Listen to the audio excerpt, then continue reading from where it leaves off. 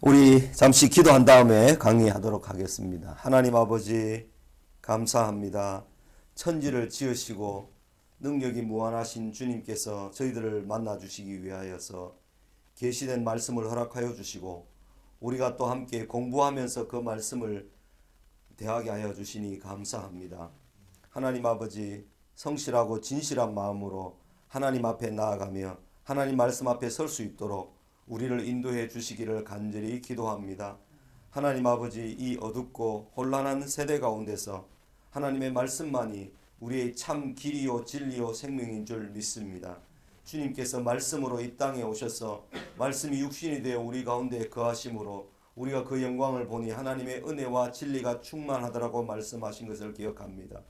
하나님 아버지 우리가 말씀을 대할 때마다 말씀을 읽고 묵상할 때마다 주님을 뵙듯이 할 수 있도록 인도해 주시기를 원합니다. 주님은 그 말씀으로 우리와 함께 하시고 우리에게 또 말씀하시고 현재 그 말씀을 통해서 음성을 들려주시는 줄 믿습니다. 하나님 아버지 주의 음성을 들을 때에 광야에서 그 마음을 완악해 하였던 사람들처럼이 아니라 부드러운 마음으로 살코기 같은 성령께서 주신 마음으로 주님 말씀을 대하고 흡수하고 소화할 수 있게 되기를 간절히 소원합니다. 주님만 의지합니다. 감사드립니다. 예수님 이름으로 기도 올려옵나이다. 아멘.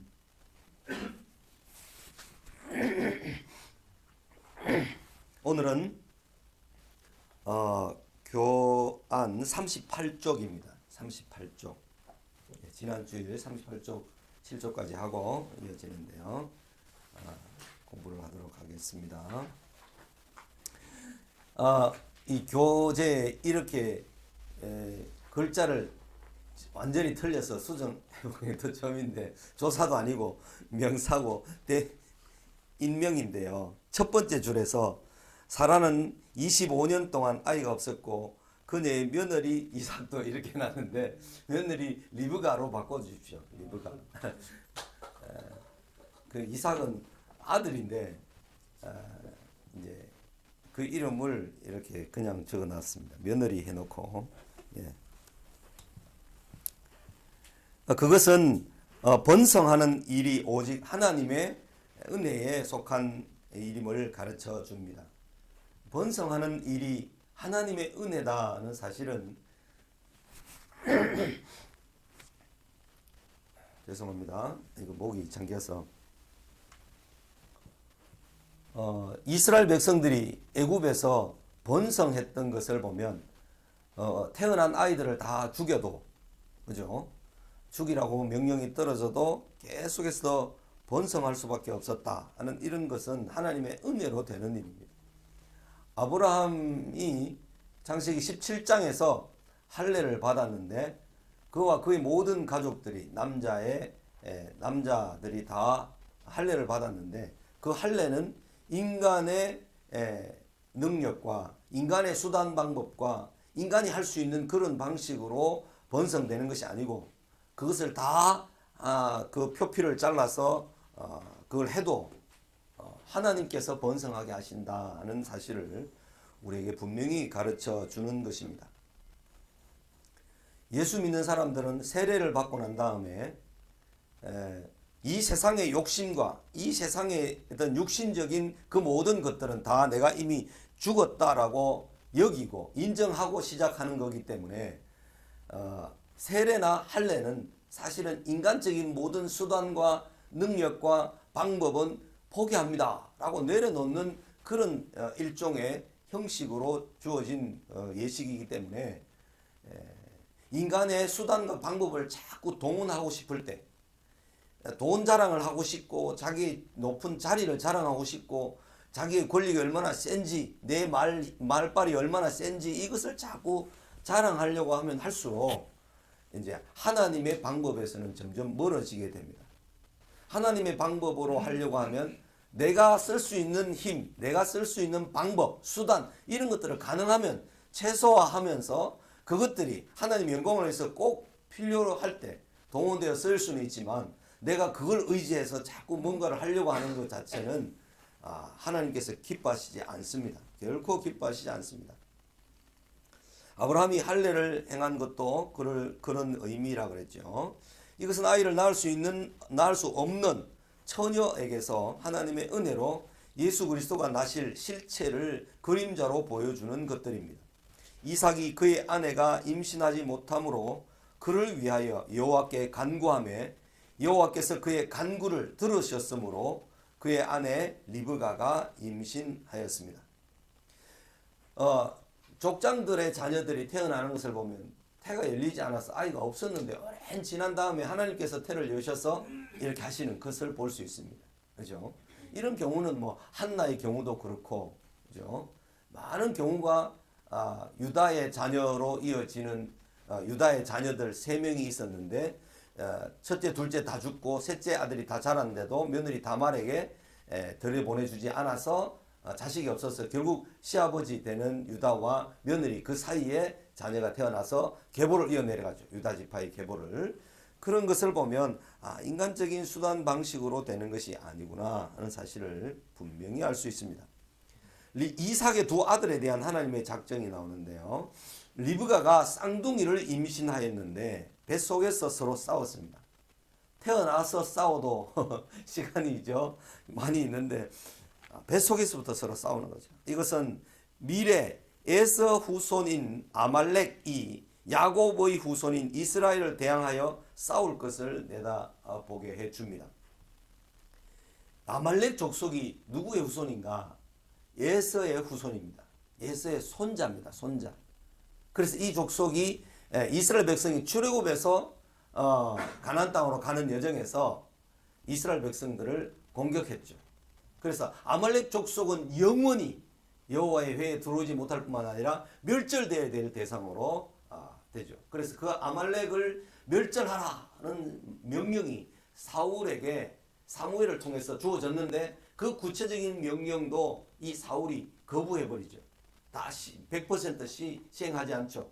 자기가 생각하는 바 좋은 것, 자기가 생각하는 바에 내 생각에는 이 가미돼 가지고 하나님 말씀에다가 자기 생각이 가미돼 가지고 타협을 한다는 것은 하나님께서 결코 기뻐하지 않습니다.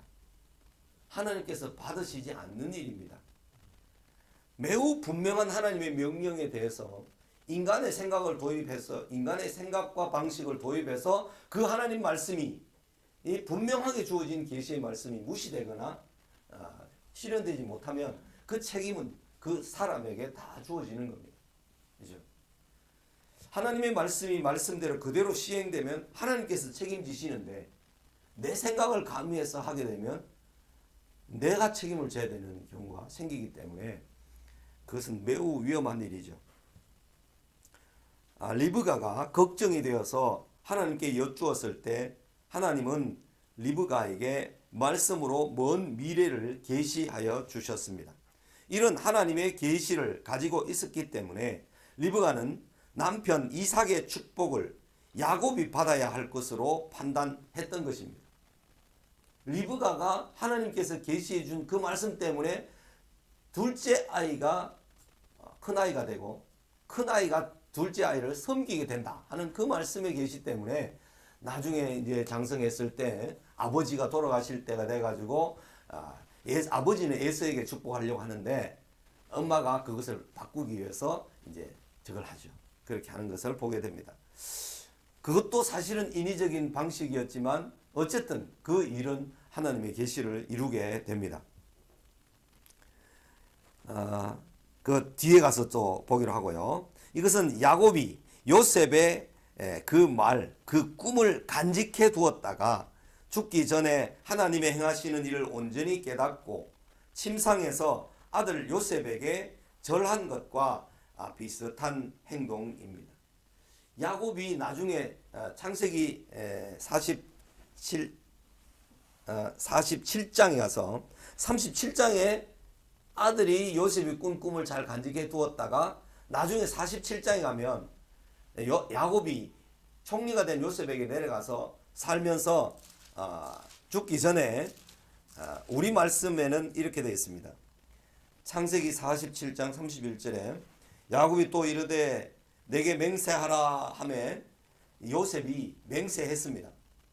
그래서 그때 이스라엘이 침상머리에서 하나님께 경배하니라 이렇게 이제 하나님께라는 말이 들어가 있는데 원래 이제 히브리어 성경에는 하나님이라는 말이 들어 있지 않습니다. 하나님께 경배했다라기보다도 이제 절하기는 요셉에게 아들에게 절을 합니다.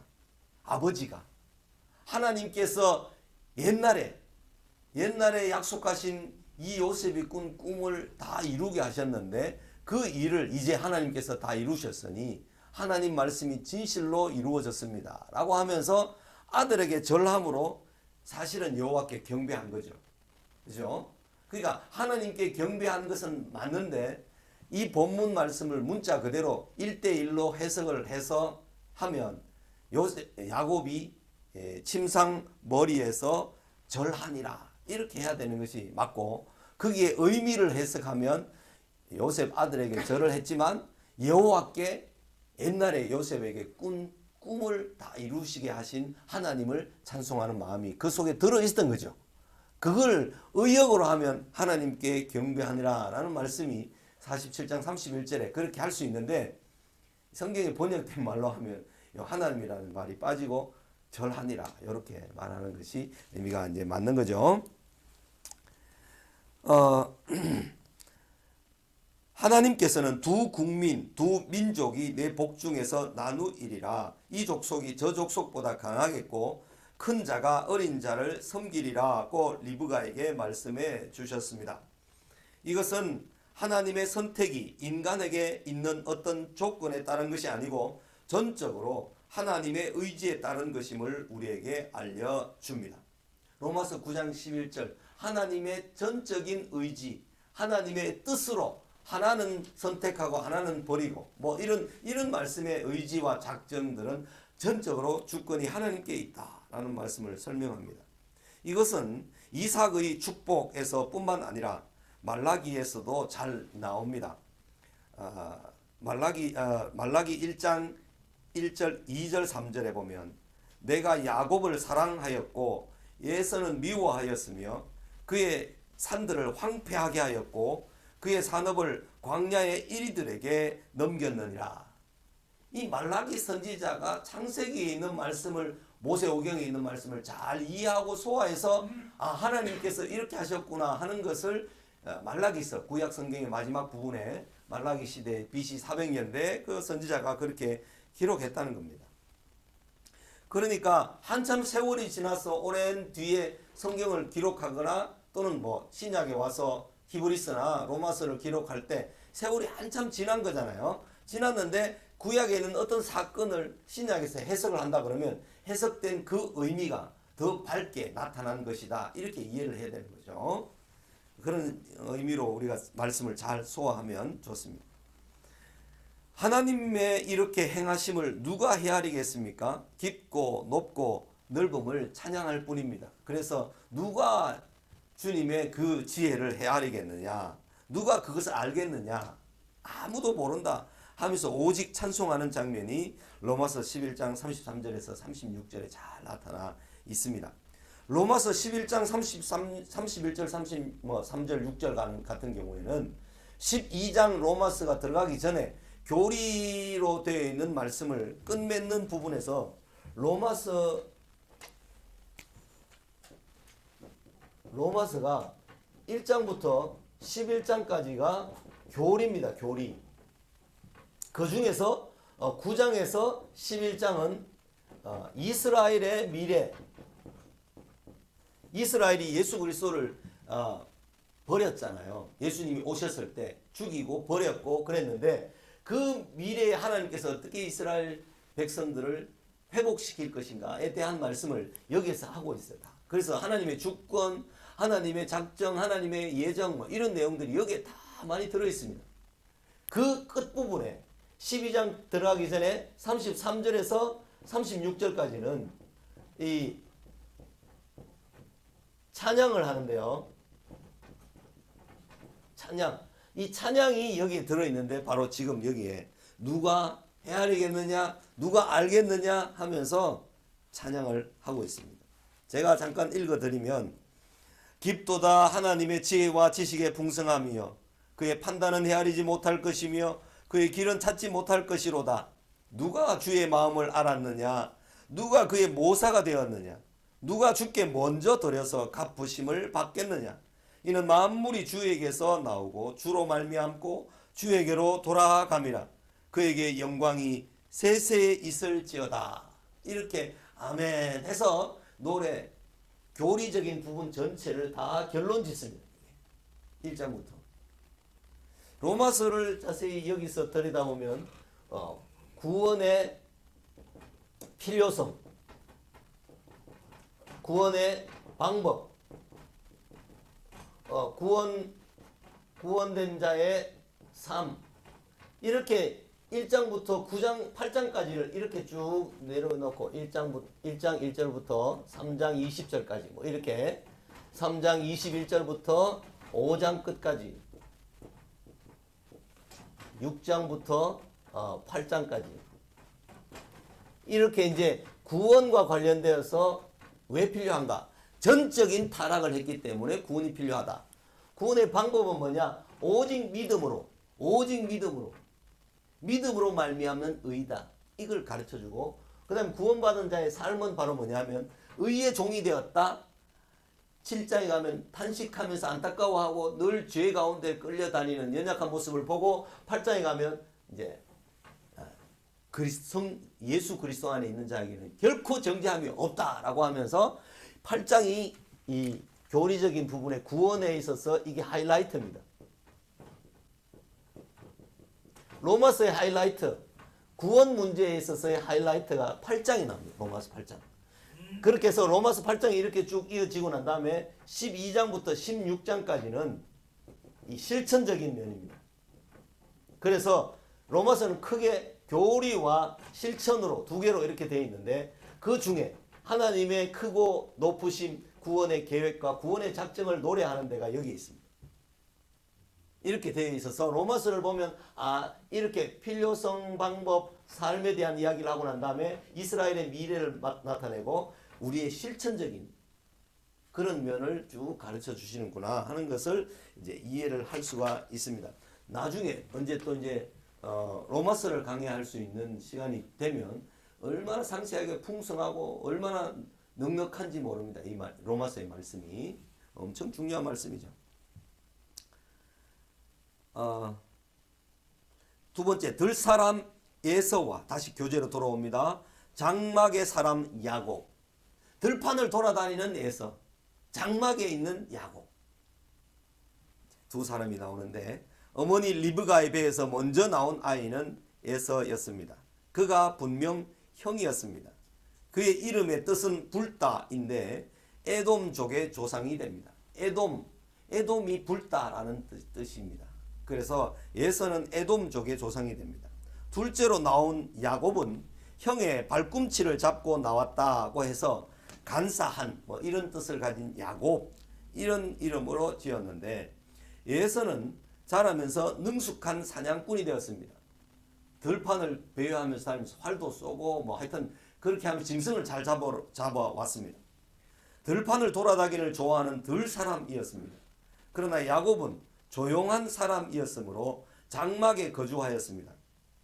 아버지 이삭은 에서가 사냥에 요리해 주는 고기를 좋아하므로 에서를 좋아했고 어머니 리브가는 야곱을 사랑했습니다.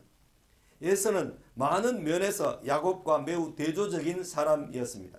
하루는 에서가 들에서 사냥을 하며 짐승을 쫓아다니다가 집으로 돌아왔을 때 야곱이 죽을 쑤어둔 것을 보고 심히 피곤하여 그 붉은 죽을 내가 먹게 하라고 야곱에게 말했습니다.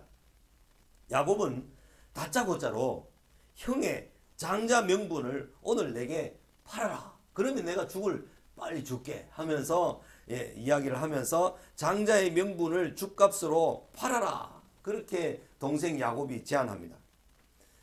이것은 리브가와 야곱이 집에서 많은 대화를 나누면서 가지게 되었던 판단이었음을 알 수가 있습니다. 에서는 내가 배고파 죽게 되었는데 장자의 명분이 내게 무엇이 유익하겠느냐라고 하면서 맹세까지 하면서 떡과 죽 한 그릇에 장자의 명분을 야곱에게 팔아버렸습니다. 예서는 장자의 명분을 가볍게 여겼고 그것의 소중함을 알았던 야곱은 장자의 명분을 얻을 결정적인 기회를 만들어 스스로 취하였습니다. 나중에 야곱은 요셉의 두 아들 므낫세와 에브라임을 축복하면서 차자 에브라임에게 오른손으로 장자의 복을 베풀었고 장자 므낫세에게는 왼손을 얹어 차자의 복을 빌었습니다. 요셉이 아버지의 손을 바꾸려 하였지만 하나님의 뜻을 알았던 야곱은 나도 안다고 하면서 그렇게 축복하였습니다. 그것은 하나님께로부터 온 것이었습니다. 그리고 야곱이 자기 손자 요셉의 두 아들을 복을 빌어주기 위해서 불렀는데 요셉은 자기 두 아들을 므낫세 큰 아들을 아버지의 오른손에 딱 얹히도록 이렇게 딱 자리해주고 둘째 아들 에브라임을 왼손에 얹히도록 이렇게 딱 위치해서 꿇안쳤어요. 꿇안쳤는데 할아버지인 야곱이 자기의 손자들을 이 두 손자는 요셉 너를 대신해서 두 지파로 내 아들로 삼겠다. 이렇게 하면서 이 에브라임과 므낫세가 야곱의 아들로 입적이 되면서 12지파 안에 들어와요. 자기 삼촌들이죠. 그 요셉의 형들의 반열과 똑같이 해주는 거죠. 그래서 야곱이 요렇게 축복하면 됩니다라고 딱 두 아들을 므낫세, 에브라임 요렇게 앉혔는데 야곱은 에브라임에다가 오른손을 얹습니다. 그리고 장자인 므낫세에게다 왼손을 얹습니다. 그래서 요셉이 아버지 아닙니다. 손을 내밀면서 아버지 요렇게 해야 됩니다. 요렇게. 야가 큰 애입니다. 오른손으로 야를 복을 주셔야죠. 하면서 이랬는데 나도 안다. 그렇지만 하나님께서 이렇게 하라. 이래가지고 에브라임이 장자가 됩니다. 그리고 에브라임의 후손으로 나중에 여호수아가 나오고 에브라임 지파의 사람들이 말빨이 더 므낫세 사람보다 셉니다. 그러면서 사사기에 가서 보면 므낫세 지파의 기드온이 있습니다. 이 기드온이 이 전쟁에서 승리했잖아요. 전쟁에 승리해가지고 돌아오는데 에브라임 지파가 자기들도 분명히 병사를 보내라고 부름을 받았는데 병사를 보내지 않아 놓고 우리를 무시하고 너 혼자 나가서 전쟁에 승리해서 전쟁의 공로는 너가 다 차지하냐 하면서 에브라임 지파가 거들먹거립니다. 우리를 무시하냐? 그러니까 이 므낫세 지파인 기드온이 에브라임 지파의 매일 마지막에 추수하는 포도가 우리의 첫물 수확하는 포도보다 더 낫지 않냐? 그러니까 이해해라 하면서 므낫세 지파인 기드온이 에브라임 지파 사람들을 부축해서 그래 맞다. 당신네가 굵습니다. 당신네가 더 큽니다. 하면서 인정을 해주니까 그러면 그렇지 하고 에브라임 지파가 정치적인 허세를 부린 거죠. 이런 일이 사사기에는 2번 있습니다. 2번. 나중에 입다가 그랬을 때도 또 에브라임 지파가 그랬다가 입다가 아니다. 내가 모든 공문과 정식 공문을 다 보냈는데 너희들이 병사를 안 보냈는데 왜 그러냐 하면서 전쟁이 일어나가지고 에브라임 지파 사람이 엄청나게 많이 죽습니다. 42,000명이나 되는 에브라임 사람이 이렇게 죽임을 당하는 거죠. 엄청 동족 상잔의 비참한 일이 벌어지게 됩니다. 그런 하나님의 계획을 야곱이 자기 형에게 하나님이 복을 내려서 장자의 복을 주지 않고 자기에게 주신 것을 봤을 때 장자보다는 육신의 장자보다는 차자가 이런 것을 자기 생애에서 자기 대해서 어렴풋이 느꼈고 확인했고 자기 아들에게 아버지가 자녀들에게 복을 빌어주는 이때는 이 야곱이 하나님의 계시를 거의 다 이해하고 알게 되는 거죠. 그래서 자기 손자들을 축복할 때 이렇게 축복. 하나님께서 이렇게 하시죠. 그래서 에브라임 지파하고 므낫세 지파가 가장 유대 그 가나안 땅에서 비옥한 땅, 세겜 땅, 그죠? 그 비도 많고 식물이 잘 되고 포도가 잘 되는 이런 비옥한 땅 그곳에 저게 됩니다. 자리를 하게 됩니다. 족장들 특히 아브라함, 이삭, 야곱으로 이어지는 이런 족장들에게는 하나님께서 직접 말씀하시고 나타나셔서 계시를 알려주신 이런 사실들을 나중에 모세에 의해서 오랜 세월이 지나서 모세에 의해서 그것이 이제 계시 기록으로 남죠. 그러니까 그 사건들, 그 장면들, 그래서 꼭 하나님께서 계시록 기록으로 남겨주시기 위해서 모세를 감독하시고 모세에게 성령으로 조명하셔서 기록할 것을 꼭 필요한 것을 기록하게 하시는데, 우리가 성경을 조사 하나, 단어 하나, 그죠? 전치사 하나, 이런 것을 소중하게 여겨야 되는 이유가 하나님께서 그것을 기록으로 남겨서 우리에게 뭔가를 사실을 알려주기 위한 것이기 때문에 조사 하나, 전치사 하나 아주 중요합니다. 그죠? 밥도 잘 안 먹으면서 이렇게 하면 다른 모든 것도 잘 안 하면서 밥도 잘 안 먹는다, 이런 말이 되죠. 그죠?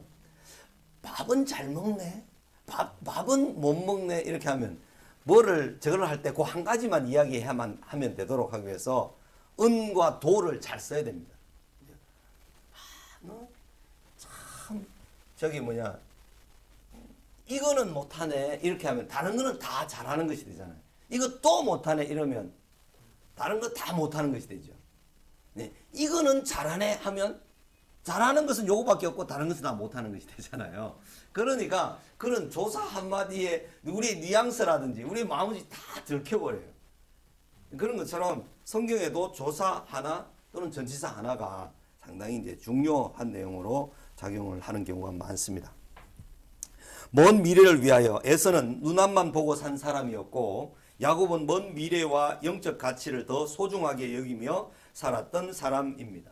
나중에 에서가 자기에게는 저주밖에 없다는 사실을 알게 되어서 땅을 치고 후회하며 야곱을 죽일 생각을 하였을 때에는 복의 기회가 영원히 사라지고 말았다는 사실을 깨달을 뿐이었습니다. 장자의 명분이 뭐 그리 소중하냐, 이렇게 말하는 사람들에게 이 에서의 일은 참 중요한 교훈이 됩니다. 그리스도인이라는 명분과 신분이 천국과 지옥을 가르는 결정적인 것이라면 지금 그리스도인의 팻말을, 흉패를 가슴에 붙이고 살겠습니까? 아니면 나는 그리스도인인지 아닌지 딱 숨겨놓고 내가 그리스도인이라고 하면 내가 뭐도 못하겠지, 뭐도 제한을 받겠지 하면서 쉽게 살려고 하면 눈앞만 보고 사는 사람이고요. 멀리 보는 사람은 내가 그리스도인이라는 흉배를 붙이고 살면, 남이 나를 그리스도인이라고 알기 때문에 내가 더 조심하고 삼가하는 거죠. 그렇죠? 교회도 마찬가지예요. 목사님도 다 똑같은 사람이지만 목사라는 직분, 목사로 부름을 받아서 내가 하나님 앞에서 사람들에게 말씀을 가르치는 종이라고 하는 사실 때문에 더 조심하고 더 삼가하고 더 내려놓는 거죠. 그런 것이 그리스도인들에게 각자 내가 내 삶이 그리스도를 나타내는 삶이다 라고 생각을 하면서 살아가야만 정상적이고 온전한 성도의 삶을 살 수가 있습니다. 내가 그리스도인으로 숨기면 숨길수록 그 신분을 노출하지 않으면 않을수록 내 마음대로 살 가능성이 많아지는 거죠. 그러니까 지옥 문 앞에 가서야 예서처럼 깨달으려고 하는가? 나는 먼 미래를 보며 사는가? 아니면 눈앞에 배고픔에 급급하여 사는가? 그래서 성경의 신약에 보면 예서는 죽 한 그릇에 자기의 장자 명분을 팔아서 자기의 모든 신분을 다 포기해버렸다 하면서 책망하는 내용이 이제 나옵니다. 그죠? 베드로후서 5장 1장 5절 9절에서 보면 믿음에 덕을 더하고 덕에 지식을 더하고 지식에 절제를 더하고 지식에 절제에 경건을 더하고 경건에 형제의 우애를 더하고 형제의 우애에 사랑을 다하라, 이런 내용이 쭉 이어지는데 그것은 결국 하나님의 말씀을 붙들고 사는 삶을 말하는데, 왜냐하면 믿음이라는 이 기초에서 믿음에다가 덕에다가 지식에다 절제 이렇게 가기 때문에 이 믿음이라는 기초 기둥이 하나님 말씀에 근거해서 튼튼하게 딱 있지 않으면 이게 많이 8개까지 사랑이라는 데까지 연결되어서 이렇게 돌 수가 없습니다. 이게 굳건하게 세워져 있지 않으면. 그러니까 이 믿음이라는 것이 결국은 뭐냐면 하나님의 말씀, 하나님의 약속, 이것을 알고 분명히 붙들고 있어야만 우리는 눈앞을 보는 것이 아니라 먼 미래를 보고 살아갈 수가 있는 것이다. 그래서 베드로전서 후서 1장 9절에 보면 이런 것이 없이는 믿음에서부터 사랑 그 8가지가 없이는 멀리 보지 못한다. 멀리 보지 못하는 자는 맹인이라 그렇게 말했어요. 눈앞에 보이는 것만 보고 사는 사람은 맹인과 마찬가지다. 그런 의미죠. 좀 더 멀리 보고 사는 사람이 정말 눈을 가진 사람이다. 눈을 가진 삶을 살지 못할 때 그 눈이 하나님께서 그 눈을 빼버리시는 경우도 있습니다. 성경의 삼손이라든지 시드기야 왕 같은 경우에 눈이 있어도 보지 못하고 귀가 있어도 듣지 못하고 할 때 하나님께서는 삼손의 눈을 빼는 것처럼 시드기야의 눈을 빼시는 거죠. 비참하게 되는 거죠. 그러니까 우리가 눈앞에만 급급해 살지 말고 좀 더 멀리 보면서 살아야 하겠다는 거죠. 창세기 26장으로 넘어갑니다. 이제 오늘이 16주 중에 딱 8주에 해당되는 절반입니다. 근데 이제 26장 정도 이제 오니까 어느 정도 50장까지니까 비슷하게 이제 많이 온 거죠, 진짜가. 나를 만들어 가시는 하나님 보겠습니다. 이삭이 아내 리브가를 누이라고 말한 오늘 본문 사건은 아브라함이 죽기 전에 일어난 사건입니다. 아브라함은 헤브론에 있었고 이삭은 부엘라헤로이에 있었습니다.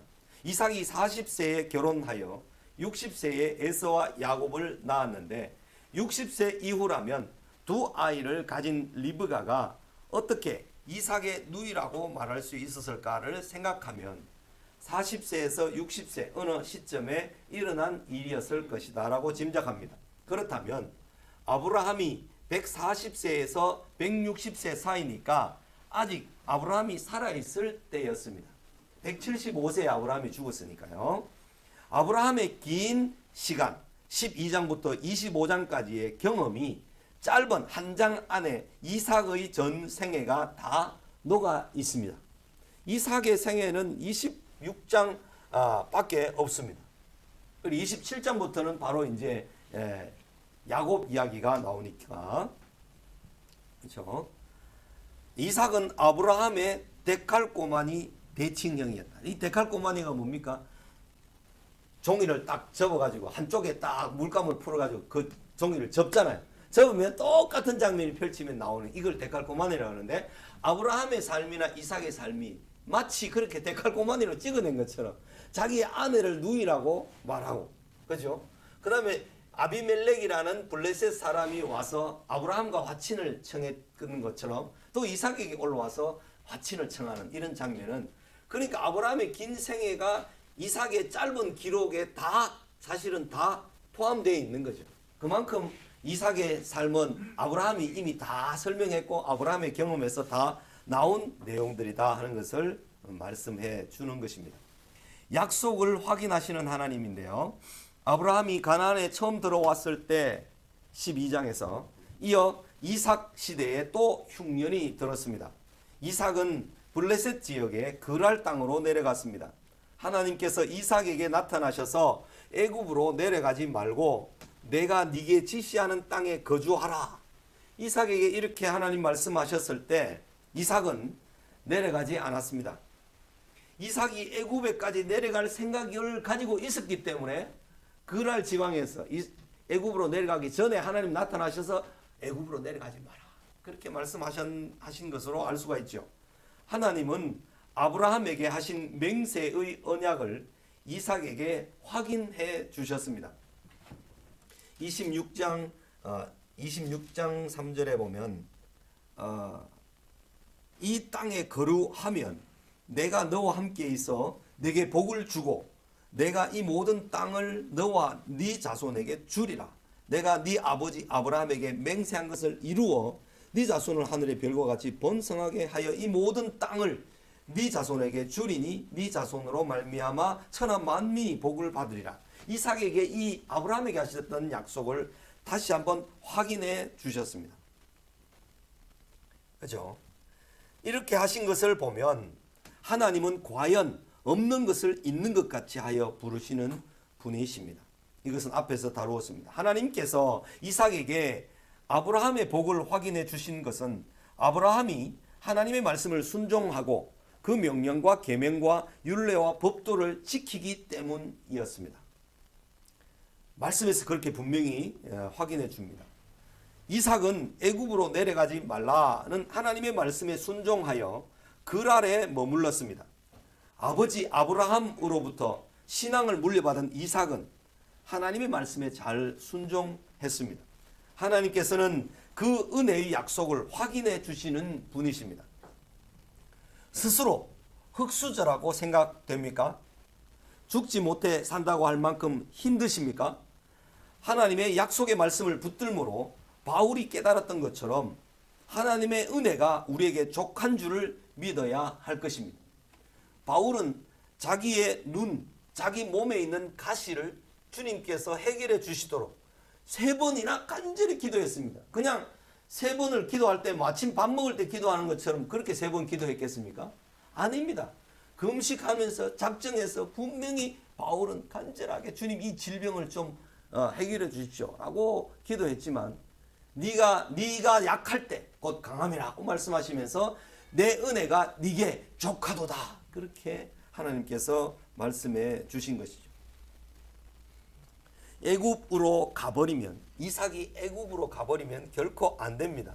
애굽은 세상이고 애굽은 이스라엘 백성이 나중에 애굽의 종살이를 하게 될 것을 생각하면 그 애굽에서 탈출해 나온 때입니다. 애굽으로 절대로 내려가지 말라고 하는 이런 하나님의 말씀은 이스라엘 백성이 가나안 땅에 들어오고 난 다음부터는 애굽에 절대로 내려가지 마라. 말을 구하러도 가지 말라. 뭔가 피난으로도 글로 가지 마라. 너희가 다시 글로 간다는 것은 개가 토하였던 것을 다시 먹으려고 하는 것이나 마찬가지다 하면서 절대로 애굽으로 내려가지 말라고 말씀하셨어요. 그런데 예레미야 시대에 이스라엘 백성이 하나님의 계시의 말씀을 분명히 예레미야를 통해 들었음에도 불구하고 애굽으로 내려갔다가 다 죽습니다.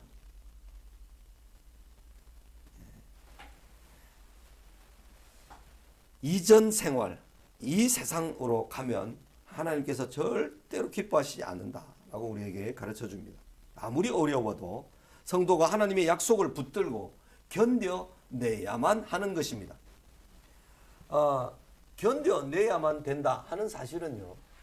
야고보서 5장에 가서 보면 오래 참음, 인내, 견딤, 하나님의 예수님의 다시 오심을 재림 강림하심을 기다리는 사람들이 가져야 될 가장 중요한 덕목은 인내, 기다림, 견딤이라는 사실을 6번이나 짧은 한 5절 정도 말씀에서 6번이나 말씀해 주는 것을 통해서 알 수가 있습니다. 하나님의 말씀을 가지고 있는 사람들은 그 삶을 가장 중요한 요소가 바로 기다리는 것입니다. 기다리는 것. 그죠? 당장 해결해 주시는 것이 아니라 그 견딤과 인내를 하나님께서 원하시고 요구하신다는 거죠. 끝까지 갈 수 있는 사람, 끝까지 믿음을 잃지 않고 견디는 사람이 이기는 사람입니다. 이삭 또한 아버지 아브라함과 같이 아내를 누이로 말하여 자기를 스스로 보호하려고 했습니다. 이것은 하나님을 온전히 믿지 못하는 데서 오는 두려움 때문입니다. 자기의 죽음은 안 되고 아내가 빼앗기는 것은 괜찮다는 말입니까? 인간은 자기가 경험해 보지 않은 사실들을 잘 극복하지 못합니다. 믿음 안에 들어와 보지 않고서는 하나님의 말씀이 믿기지 않고 하나님의 약속이 내 것으로 와닿지 않습니다. 이삭도 나그네로 살면서 그 지역 사람들에게 아내를 빼앗기고 죽임을 당할까 봐 매우 두려워했던 것이 사실입니다. 아무리 믿음으로 사는 사람이라도 삶에 대한 두려움이 없는 사람이 누가 있겠습니까? 없습니다. 당장에 어떤 일이 딱 가로막혀서 장애물로 있으면 이 장애물 때문에 그 너머에 있는 것이 잘 보이지 않게 됩니다. 그래서 두려워하고 힘들어하고 고통을 느끼게 되는데 이삭이 글 아래 내려갔을 때 블레셋의 왕 아비멜렉에게 가서 자기의 아내를 자기의 누이라고 말했습니다. 아비멜렉은 이삭과 리브가가 부부인 것을 확인했습니다. 그래서 아비멜렉은 이삭을 불러 또 꾸짖습니다. 그리고 온 백성에게 이삭의 아내를 범하는 자는 죽이리라고 하면서 왕의 명령으로 이삭의 그 가정을 보호해 주셨습니다. 주님 말씀, 내 생각. 아브라함의 아들들이 많이 있었지만 아브라함을 통해 이루시고자 하시는 하나님의 일에 선택된 사람은 이삭 하나였습니다. 이삭은 아브라함 때문에 하나님의 함께 하심과 복 주심과 보호하심을 입었습니다. 이삭이 아브라함이 했던 실수를 똑같이 반복한 것은 인간이 얼마나 연약한지를 보여줍니다. 인간은 항상 내 생각, 내 판단, 이 자기를 이끌어 가도록 하는 것이 인간입니다. 내 생각에는, 내 판단에는 이렇게 생각을 합니다. 아람 나라에서 문둥병이 걸려가지고 이스라엘의 엘리사라는 선지자를 찾아옵니다. 자기 병을 낫게 하려고. 그런데 엘리사는 자기 집안에 문 밖에도 나오지 않고 종을 시켜서 말을 하죠. 요단강에 가서 7번 몸을 씻으라. 그렇게 말했을 때 나만이 내 생각에는 하면서 분명히 그런 표현이 나옵니다. 내 생각에는 이 요단강물을 오면서 봤는데 흙탕물이 젤젤젤 흐르는 작은 강인데, 우리 유프라테스 강과 티그리스 강은 엄청난 큰 강이 있는데 맑은 물이 흐르는 그 강이 있는데 그 강에 가서 씻지 왜 여기서 씻으라고 하느냐. 나와보지도 않고 내게 안수기도도 한 번 안 해주고 하면서 나만이 씩씩대면서 돌아가려고 합니다. 그때에 내 생각, 내 판단을 내려놓게 하는 종들의 조언이 있었습니다. 종들이 막 와서 그렇게 해보고 안 해보고 가면 경험할 기회가 전혀 없지 않습니까? 사실인지 진리인지 모르잖아요. 하면서 종들이 부탁했을 때 나만이 거기 내려가서 요단강물에 몸을 7번 담그었으니 몸이 어린아이 살과 같이 깨끗해지잖아요. 그때도 내 생각에는, 내 판단에는 이런 말이 나옵니다. 우리가 내 생각과 내 판단을 의지하거나 최종적인 판단의 근거로 삼으면 심각한 문제가 생깁니다. 목사님을 통해서 조언을 들어야 되고 주변에 있는 사랑하는 성도들을 통해서 도움을 받고 조언을 들어야 됩니다. 그죠? 그러나 아브라함이 내 말을 순종하고 내 명령과 내 계명과 내 율례와 내 법도를 지켰다라고 하나님께서 말씀하셨습니다. 이삭의 연단은 26장 한 장에서 끝납니다. 아브라함은 12장에서 25장에 이르는 긴 스토리를 가지지만 이삭은 그 긴 시간을 압축이라도 하듯 한 장에 다 기록됩니다. 아들을 축복하는 일에서도 하나님께서 주관하시며 결코 자신의 뜻이 아님을 이삭은 경험하게 됩니다. 하나님의 말씀, 명령, 계명, 율례, 법도를 순종하기 위해서 내 생각, 내 판단을 내려놓도록 한평생 하나님께서는 나를 훈련하시고 만들어 가십니다. 그 은혜를 찬양합니다. 나를 만들어 가시는 하나님. 그것은 내 연약함을 통해서, 내 약함을 통해서, 내 약하고 어리석음을 발견하고 깨닫게 하심으로 그것에서 벗어나서 하나님의 말씀을 존중하고 경외하고 두려운 마음으로 그 말씀을 순종하게 만들어 가시는 것이죠. 26장 12절까지 한번 요 한 장을 더 하고 좀 쉬겠습니다. 여기에는 임마누엘이라는 제목으로 말씀을 생각합니다. 임마누엘은 하나님이 우리와 함께 하신다는 뜻입니다. 하나님께서 예수님을 이 세상에 보내신 것은 임마누엘의 가장 큰 증거입니다.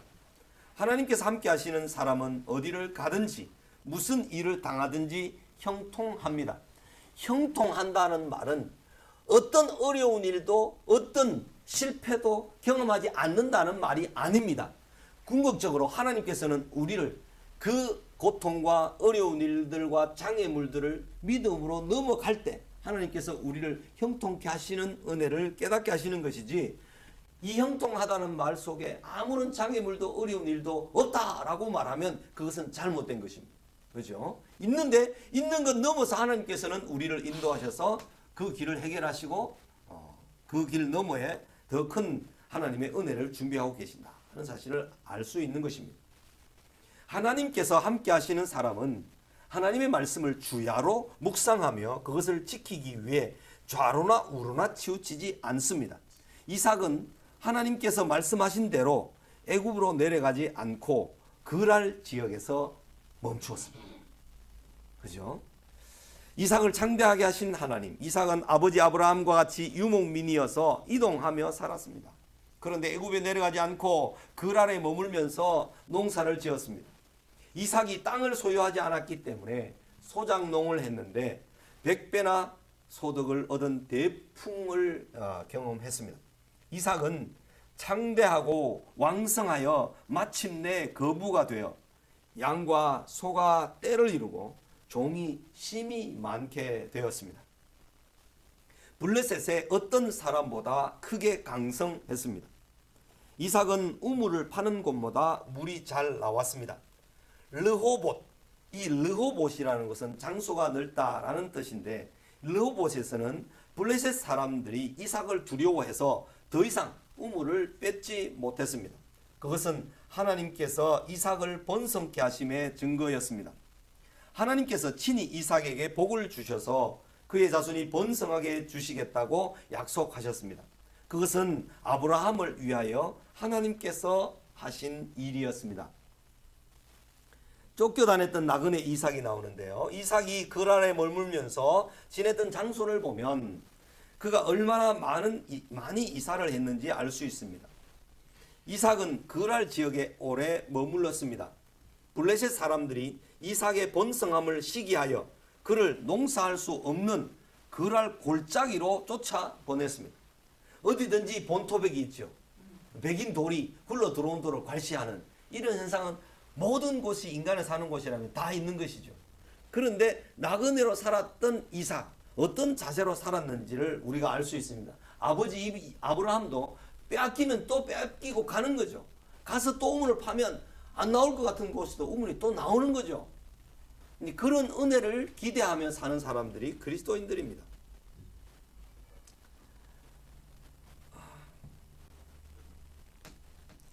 블레셋 사람들이 골짜기로 이삭을 내몰았는데 저지대가 살기 좋고 골짜기는 살기가 어려운 곳이었습니다. 이삭은 더 이상 농사를 할 수 없었습니다. 그랄 골짜기에서 장막을 치고 양과 소를 위하여 우물을 파야만 했습니다. 이삭은 아버지가 소유했던 우물을 다시 파야만 했습니다. 그것들을 이 사람들이 자기네들이 정착해서 안 사니까 그랄 지방 사람들이 물은 빼앗았는데 물을 이삭이나 아브라함이 계속 와서 먹는 것을 싫어하니까 그 우물을 메우는 거죠. 기가 막히는 거죠. 그런데 다시 아버지의 그 우물, 그 지역을 아들이 알고 있으니까 다시 그 막힌 우물들을 다 파는 거죠. 이삭은 아버지가 소유했던 우물을 다시 팠는데 왜냐하면 그렇게 했기 때문입니다. 이삭은 함의 후손 가나안 족속들인 블레셋에게 텃세와 괄시를 온몸으로 다 받았습니다. 이삭은 골짜기에서도 샘물을 파서 우물을 얻었습니다. 자기 우물이 없으면 양들을 먹이기가 매우 어렵기 때문이었습니다. 우물을 새로 만들면 그랄 목자들이 와서 힘으로 빼앗았습니다. 이삭은 힘들여 얻은 우물을 그랄 사람들에게 빼앗기고 또 다른 곳에 에색에 가서 우물을 팠습니다. 에색 우물에서 또 쫓겨나 신나로 갔으며 신나 우물에서도 또 쫓겨나 르호봇이라는 곳으로 갔습니다. 그리고 다시 부엘세바로 이동했습니다. 블레셋 사람들의 핍박과 괄시가 매우 심해서 이삭은 계속 빼앗기고 이동했습니다. 그러나 하나님께서 이삭과 함께 하심으로 그를 더욱 번성케 하셨습니다. 이것은 고난을 당하나 더욱 번성했던 애굽에서의 이스라엘과 같은 모습입니다. 우리 지금 출애굽기를 아침마다 묵상하고 있는데 출애굽기 1장에 보면 빼앗기고 죽임을 당하고 또 막 더 강한 노동을 당하지만 계속해서 번성했다는 말씀이 많이 나오지 않습니까? 하나님의 백성들은 하나님께서 책임지실 것이기 때문에 우리가 당하는 고난은 이것은 우리를 연단시키고 훈련시키는 하나님의 은혜로운 한 장치다라고 생각을 하면 그 고난 중에서도 즐거워하고 기뻐하면서 그 고난 너머에 있는 하나님의 은혜를 기대하며 갈 수가 있는데 그런 생각을 하지 못하면 또 과거에 그런 경험을 한 번도 하지 못했다면 그 고난이 주어졌을 때 그 고난 때문에 좌절해서 한참 거기에 머물러 퍼져 있는 거죠. 이런 생활이 되면 아주 위험한데 이 침륜이라는 말이 옛날에 히브리서 10장 38절에 나오는 이 말이 이 침륜이라는 말이 있었어요. 지금은 이 침륜이라는 말이 아닌데 이 바퀴가 땅에 이렇게 뭐랄까요? 이 진흙탕에 빠져버렸다 이런 뜻이에요. 이 침륜이라는 뜻이. 이 히브리 10장 8절에 우리는 침륜에 빠질 자가 아니요 영혼을 구원함에 이르게 할 자다. 이렇게 말씀을 하시면서 이 loss of sense,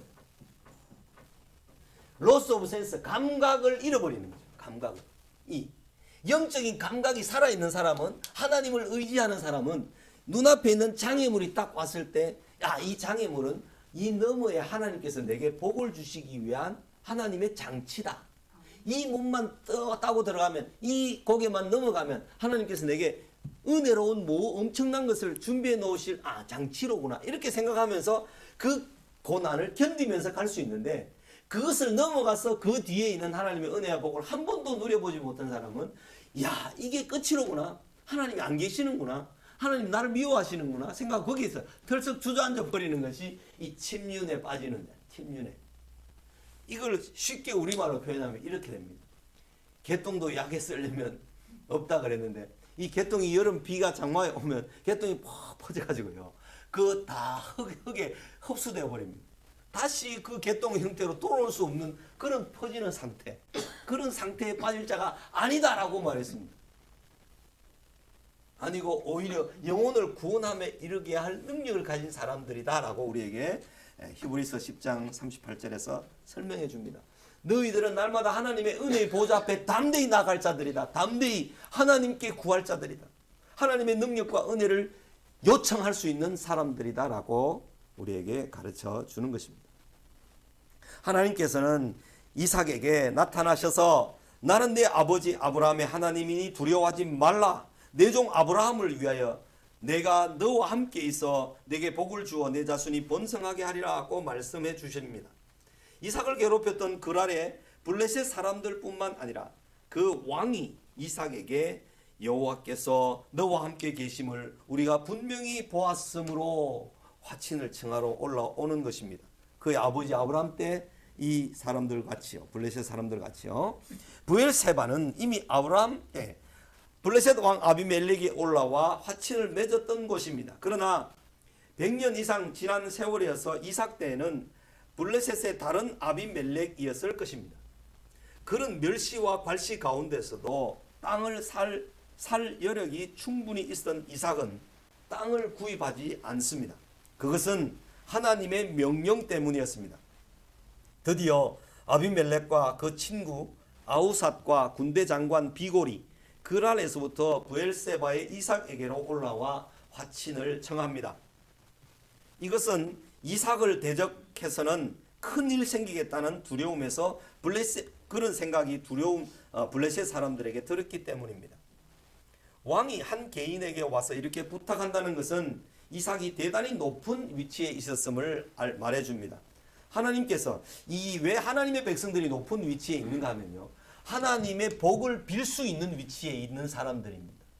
하나님이 없는 사람들에게 하나님의 복을 빌 수 있는 사람들이기 때문에 높은 위치에 있는 사람이죠. 그래서 야곱이 자기 가족들을 데리고 모두 애굽으로 내려갔을 때 바로 왕에게 가서 바로 왕을 축복합니다. 바로 왕을 축복했다는 것은 하나님이 야곱을 통해서 바로 왕에게 복을 빌어주시는 이런 형태로 나옵니다. 그 당시에 요셉이 총리로 있었던 시대에 그 바로 왕은 요셉 때문에도 요셉을 통하여 하나님의 복을 받았죠. 요셉의 아버지인 야곱을 통해서도 복을 빌물 축복을 받습니다. 그죠? 그래서 하나님의 백성들은 어디에 가든지 사실은 왕 같은 제사장들로 복을 빌어줄 수 있는 높은 위치에 있는 사람들임을 잊지 말아야 하겠습니다. 창세기 여기 하나님께서 이삭이 블레셋으로부터 괄시와 멸시를 당하지 않고 번성하게만 하시지 않은 이유가 무엇일까요? 그것은 핍박자 블레셋이 이삭을 인정하고 높이도록 하시기 위함이었을 것이다. 우리는 그렇게 짐작합니다. 창세기 26장의 사건은 세상의 환란이나 핍박이 임마누엘의 하나님을 신뢰하는 사람들을 이길 수 없음을 확실하게 보여줍니다. 누가 거기에 함께 있기 때문에요? 하나님의 사람들에게 하나님께서 임마누엘에 하나님이 함께 하시기 때문에 결코 세상의 강력한 세력이나 무시하는 사람들이 예수 믿는 사람들을 이길 수가 없다는 사실을 분명히 가르쳐 주는 것입니다. 환란이 없기를 바랄 것이 아니라 함께 하셔서 그 환란 가운데서도 우리를 더욱 온전케 하실 주님을 믿는 믿음의 훈련을 받는 계기로 만들어야 할 것입니다. 그것이 예수 믿는 사람들의 능력이고 믿음인 것입니다. 절대로 어떤 장애물이 있을 때, 어떤 힘든 어떤 장벽이 생겼을 때 그 너머에 있는 하나님의 은혜를 기대하면서 내가 잠시 동안 이런 환난과 장애물이 있지만 너머에는 하나님께서 더 좋은 것을 예배하고 계실 거야 하는 믿음으로 걸어가는 것이 인내하는 삶이 될 수 있는 것입니다. 예. 여기까지 잠깐 하고 난 다음에 좀 쉬었다가 10분에 다시 강의를 하도록 하겠습니다. 10분 뒤에 뵙겠습니다.